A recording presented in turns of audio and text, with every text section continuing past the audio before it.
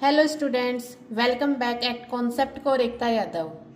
तो अगर आपको class 9th maths chapter first की एक्सरसाइज 1.1 समझने में प्रॉब्लम आ रही है तो इस वीडियो में हम सभी क्वेश्चंस को बहुत ही आसान तरीके से सॉल्व करेंगे। तो चलिए स्टार्ट करते हैं फर्स्ट क्वेश्चन। तो सबसे पहले हम पहले क्वेश्चन को बड़े ही ध्यान से पढ़ेंगे।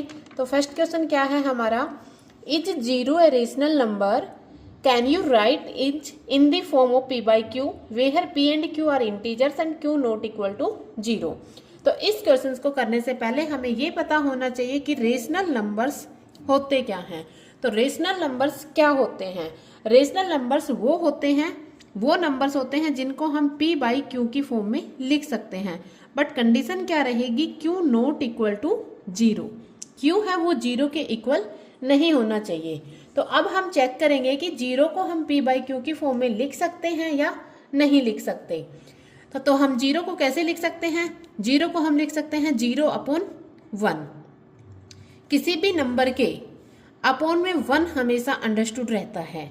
तो 0 के अपॉन में क्या आ गया? 1। हम इसके 0 अपॉन 2 लिखेंगे तब भी हमारा आंसर क्या आएगा? 0 ही आएगा।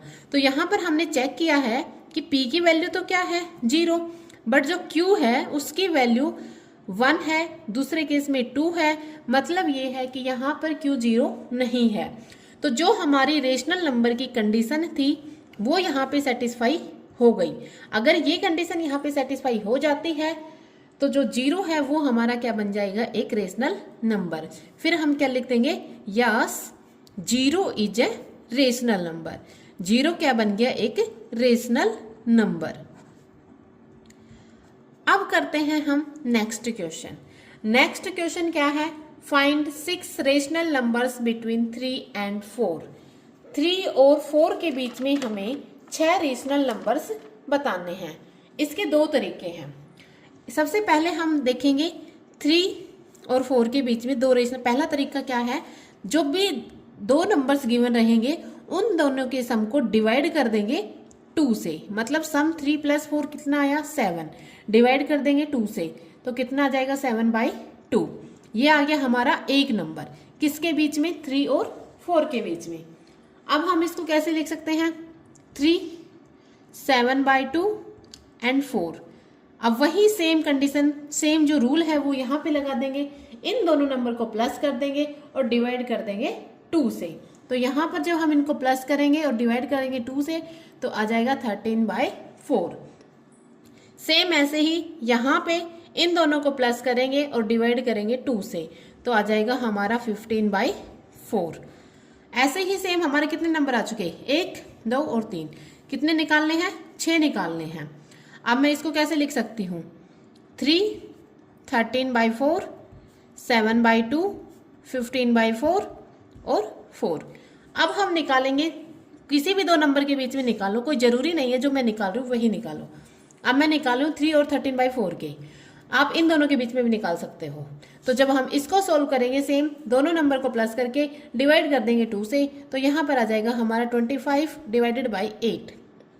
सेम ऐसे ही जब मैं इनको सोल्व करूंगी तो आएगा 29/8 और इन दोनों को सोल्व करूंगी तो आ जाएगा 31/8।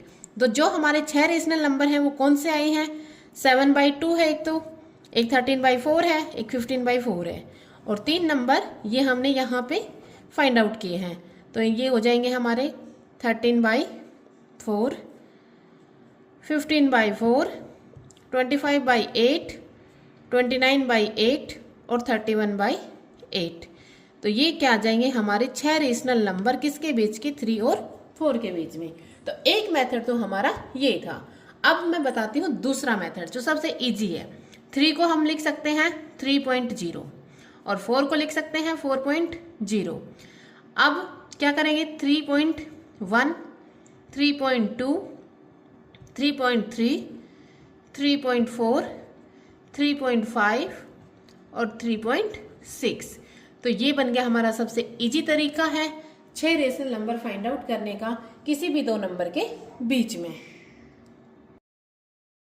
Numbers between 3/5 and 4/5। अब की बार 5 रेशनल नंबर बताने हैं 3/5 और 4/5 के बीच में।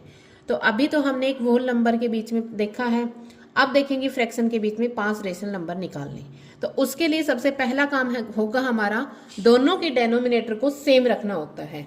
जब भी फ्रैक्शन का क्वेश्चन आएगा तो जो भी हमारा डेनोमिनेटर है दोनों के केस में क्या रखेंगे, सेम।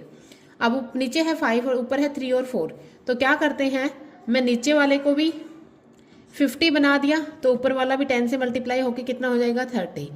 एंड 4/5 को भी क्या लिख सकते हैं 40/50, क्योंकि डेनोमिनेटर को हमें क्या रखना है, सेम रखना है। अब 30 और 40 के बीच में 10 का डिफरेंस आ गया, तो अब हम इजीली 5 रेशनल नंबर इनके बीच में लिख सकते हैं। तो वो 5 रेशनल नंबर कौन कौन से होंगे, 31/50, 32/50, 33/50, 34/50 एंड 35/50। तो ये हो गया हमारा थर्ड क्वेश्चन। अब करते हैं फोर्थ क्वेश्चन। फोर्थ क्वेश्चन है ट्रू और फॉल्स के बेस पे। हमें ये बताना है ट्रू है तो क्यों है और ट्रू फॉल्स है तो क्यों है। तो पहला केस है every natural number is a whole number. सभी नेचुरल नंबर्स क्या होते हैं, वो होल नंबर। तो उसके लिए हमें पता होना चाहिए जो नेचुरल नंबर्स हैं वो क्या होते हैं।